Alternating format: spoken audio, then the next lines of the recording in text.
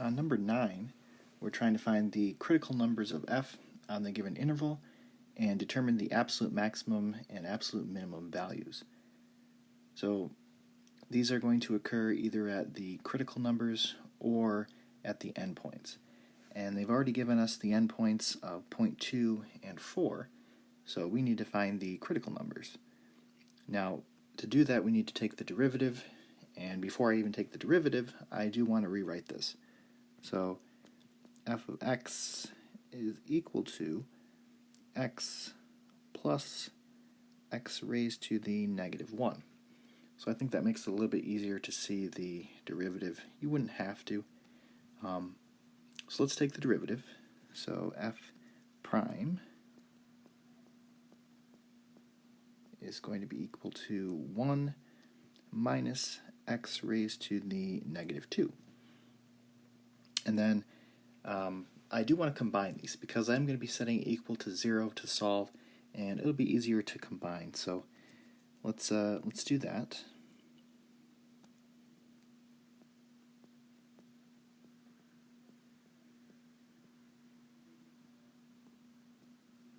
So the 1,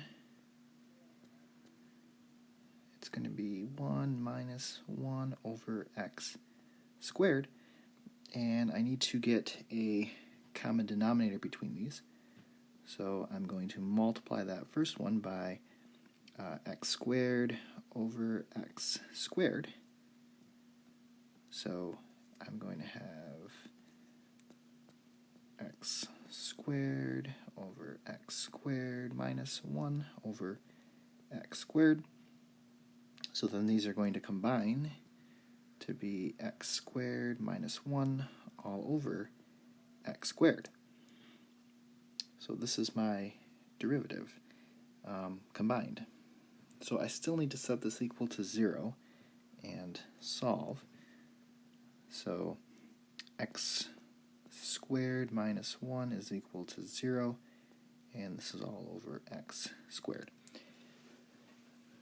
So it's going to be where this is 0 and where it's undefined. So let's look at the top.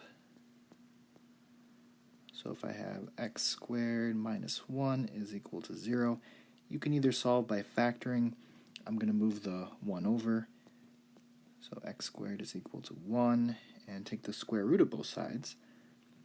So if you do that, then x will give you 1, and x will be negative 1 as well, so plus minus 1. Now, I'm actually only going to keep the 1 here, and not because negative 1 is undefined in the original. It's only because negative 1 is outside of the given interval. So the interval is from 0.2 to 4, and negative 1 is not inside the interval. So we do not consider that. So not in the interval.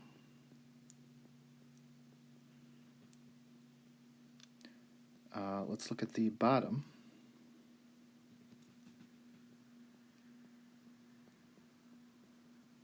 So we have x squared is equal to 0. So x would be equal to 0 if you take the square root of both sides. And we actually have a couple issues with this. First of all, it's undefined in the original problem. So automatically that's going to throw it out. Again, it's okay if it's undefined in the derivative. We want that. But if it's undefined in the original, then we need to throw it out. So it is undefined in the original,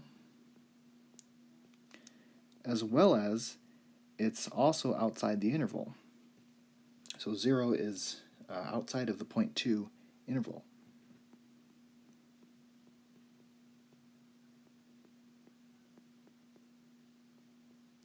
So 2 reasons why we need to throw out 0.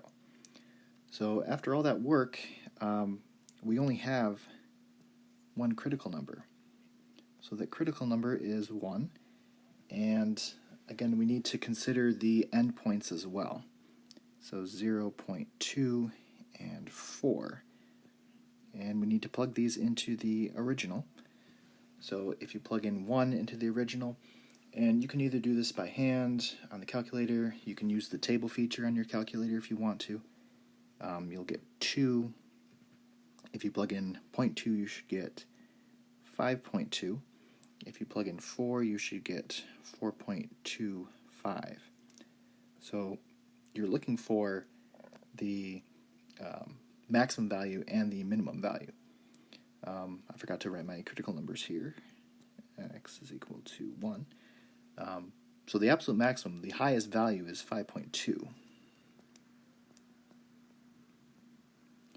And this occurs at x is equal to 0.2. And the absolute minimum is 2. So that's the lowest value that we see. And that occurs at x is equal to 1.